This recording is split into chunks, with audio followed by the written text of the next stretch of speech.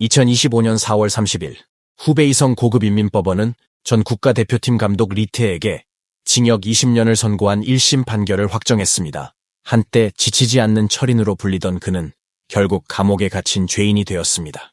리테의 30년 축구 인생은 이상과 배신, 영광과 몰락으로 점철됐습니다. 모든 경기를 마지막처럼 뛰겠다고 말하던 그는 결국 자신이 가장 경멸하던 승부조작의 주범이 되고 말았습니다. 초기에는 성적 부진의 희생양이라는 동정 여론도 있었지만 시간이 흐르며 그의 부패는 단순한 실수가 아닌 계획적이고 조직적인 범죄였음이 드러났습니다. 그의 이야기는 1977년 5월 18일 랴오닝성 선양에서 시작됐습니다. 리테는 기술자 가정에서 태어나 원래 학자의 길을 기대받았으나 체력이 약해 운동을 시작했고 당시 축구 열기에 휩싸인 선양에서 자연스럽게 축구에 빠지게 됐습니다. 어린 시절에는 왜소한 체격에도 지구력을 인정받아 학교 운동회에서 1500m 1위를 차지했고 이를 계기로 축구부에 들어갔습니다. 1984년에는 전 랴오닝 선수 장인 코치가 유소년 유망주를 찾던 중 리테를 발굴했고 그는 랴오닝 유소년팀에 정식 입단했습니다. 장인의 지도 아래 리테는 빠르게 성장했고 1993년 16세의 나이에 전국 대회에서 두각을 나타내며 이름을 알렸습니다. 당시 중국 축구는 침체기였습니다. 월드컵 탈락, 아시안게임 참패, 한국전 연패로 공안증이라는 말까지 생겼습니다. 변화가 필요했던 축구협회는 브라질 유학 프로젝트를 추진했고 젠리바오 그룹의 전폭적인 지원 아래 중국 유망주들이 브라질로 향하게 됐습니다. 1992년 중국 축구협회는 젤리바오 그룹과 협약을 맺고 젤리바오 유소년팀을 창단했습니다. 1993년 10월 14일 전국에서 선발된 22명의 유망주가 베이징에 모여 브라질 유학 준비에 들어갔습니다. 이 중 리테, 리진위, 장샤오루이, 수이둥량은 4대 백조로 불리며 주목받았습니다. 1993년 11월 17일 이들은 베이징을 떠나 브라질로 향해 5년간 훈련했습니다. 중국 축구협회는 이들이 2002년과 2006년 월드컵 주역이 되길 기대했습니다. 브라질 도착 후 리테는 언어와 문화 장벽을 극복하고 포르투갈어를 빠르게 익혀 훈련에 집중했습니다. 기술과 창의성, 템포를 익히며 경기 운영 능력을 키웠고 뛰어난 리더십으로 팀 주장으로 임명됐습니다. 젠리바오 유소년팀은 5년간 165경기에서 110승 25무 30패를 기록했습니다. 하지만 프로젝트는 폐쇄된 캠프였고 훈련 자원과 지도자 수준이 부족했습니다. 선수 소속권 문제로 중국 축구협회, 지방팀, 젤리바오 간 권한 다툼이 생겨 투자 회의감도 커졌습니다. 결국 1998년 8월 젤리바오 유소년팀은 해체됐습니다. 귀국한 리테는 랴오닝 팀에 복귀해 주전 수비형 미드필더로 자리 잡았습니다. 1998년 팀은 리그 4위, 1999년에는 우승 경쟁을 벌였으나 1점 차로 준우승에 머물렀습니다. 2000년 성적이 떨어져 8위였지만 2001년 3위로 반등했습니다. 리테는 2001년 갑 A리그 MVP와 올해의 축구선수상을 받으며 국가대표 핵심 미드필더가 되었습니다. 2002년 한일 월드컵 아시아 최종 예선 전 경기에 주전으로 출전해 중국의 역사상 유일한 월드컵 본선 조기 진출에 큰 역할을 했습니다. 본선에서는 코스타리카, 브라질, 터키와 맞붙어 3전 전파에 무득점으로 아쉬운 성적을 냈지만 리테는 전 경기 선발 출전하며 뛰어난 투지와 수비 집중력으로 팀 내 가장 안정적인 선수 중 한 명으로 평가받았습니다. 그는 국민적 축구 영웅으로 떠올랐습니다. 월드컵 활약으로 상업적 가치가 오른 리테는 2002년 8월 프리미어리그 에버턴에 임대 형식으로 입단해 순지하이에 이어 두 번째로 프리미어리그 진출 중국 선수가 됐습니다. 잉글랜드 무대의 강도 높은 몸싸움과 복잡한 전술에 적응했으며 투지와 헌신적인 플레이로 감독 데이비드 모예스의 신뢰를 얻어 첫 시즌 29경기에 출전하며 주전 미드필더가 됐습니다. 넓은 활동 반경과 왕성한 움직임으로 팬들의 큰 사랑을 받았습니다. 하지만 2004년 2월 국가대표 훈련 도중 동료와 충돌해 오른쪽 경골 골절 중상을 입어 황금기가 막을 내렸습니다. 이 부상으로 그해 시즌을 통째로 날리고 아시안컵도 참가하지 못했습니다. 출전율이 중요한 잉글랜드에서 부상 이후 에버턴은 재계약을 포기했고 유럽 도전은 사실상 끝났습니다. 이후 잉글랜드 2부 셰필드 웬즈데이로 이적했으나 전성기 경기력은 회복하지 못했습니다. 2008년 중국으로 돌아와 청두 셰필드 연합에 입단한 뒤 랴오닝 흥인으로 이적해 고향팀 유니폼을 입었지만 잦은 부상으로 과거 죽지 않는 철인 모습은 점점 사라졌습니다.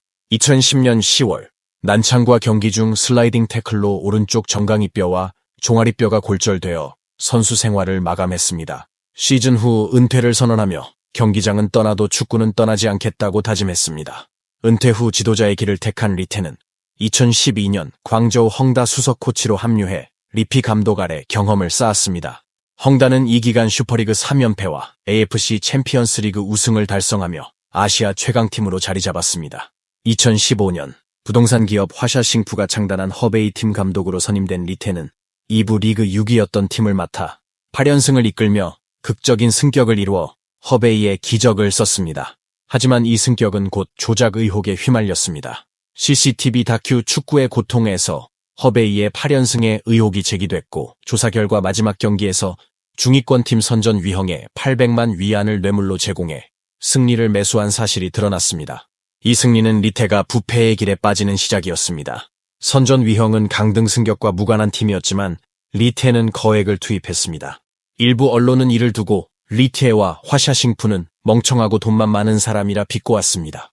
더 황당한 건 리테가 코치 정빈을 통해 선전 수비수 리페이와 접촉시켰고 리페이는 600만 위안이면 핵심 포지션을 맡을 수 있다고 제안한 사실입니다. 이체된 돈은 실제 팀에 분배되지 않고 리페이가 개인적으로 가로챘을 가능성이 제기됐으며 그는 조직 범죄를 숨기기 위한 희생양이자 대리 수령자라는 의혹도 받았습니다. 진상과 상관없이 결과는 이미 정해져 있었습니다. 2015년 11월 1일 허베이 화샤는 선전을 2대 0으로 꺾고 슈퍼리그 승격을 확정했고 다렌 이팡은 단 1점 차로 3위에 머물며 큰 피해를 입었습니다. 조작 의혹은 다렌 팬들의 강한 항의를 불렀습니다. 10월 29일 다렌 팬클럽은 기자회견에서 허베이 화샤의 승부 조작을 실명 고발하고 공안과 체육총국에 증거를 제출했습니다. 허베이 화샤는 몸이 바르면 그림자가 비뚤어질 리 없다며 조사를 환영했지만 11월 1일 경기는 예정대로 진행돼 축구계 부패가 드러났습니다.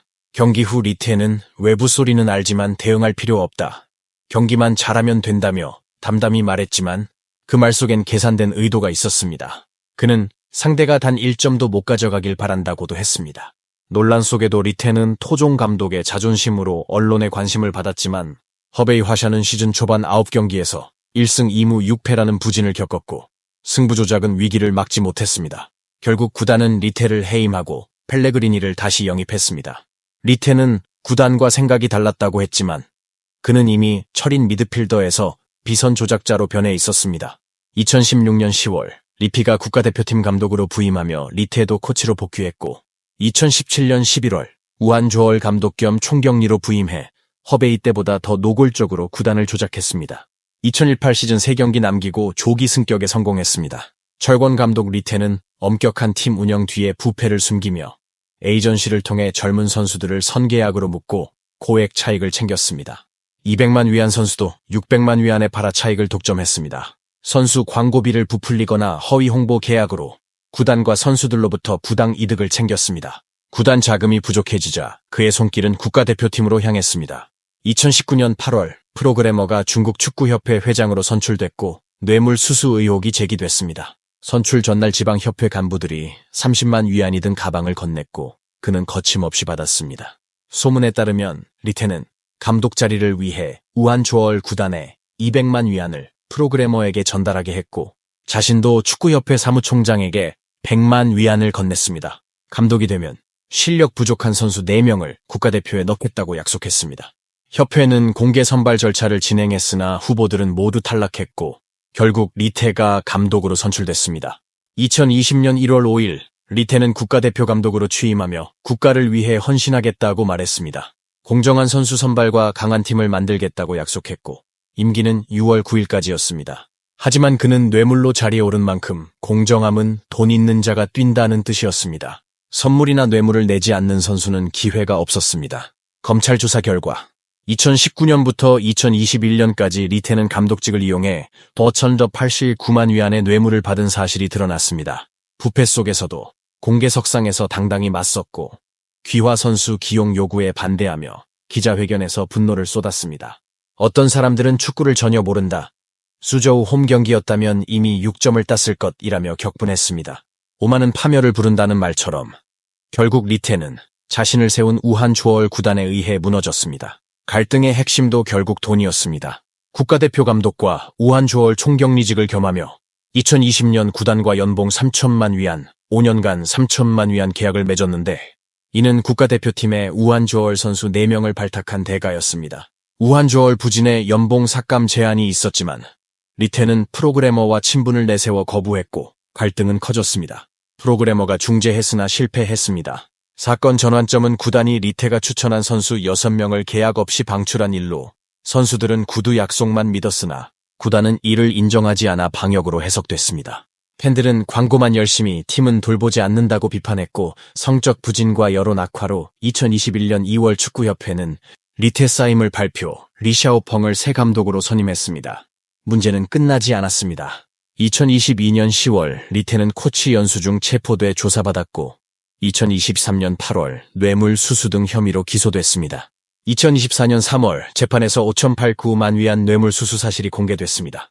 그는 법정에서 중국 축구를 해쳤다고 반성하며 죄를 인정했고 2014년 12월 징역 20년과 벌금 250만 위안을 선고받고 항소하지 않겠다고 밝혔습니다. 한때 철인이라 불렸던 리테는 결국 권력과 돈에 무너졌습니다. 중앙방송 다큐는 그를 성공시킨 건 체력이었지 빠른 권력 질주가 아니었다고 했지만 그는 너무 늦게 깨달았습니다.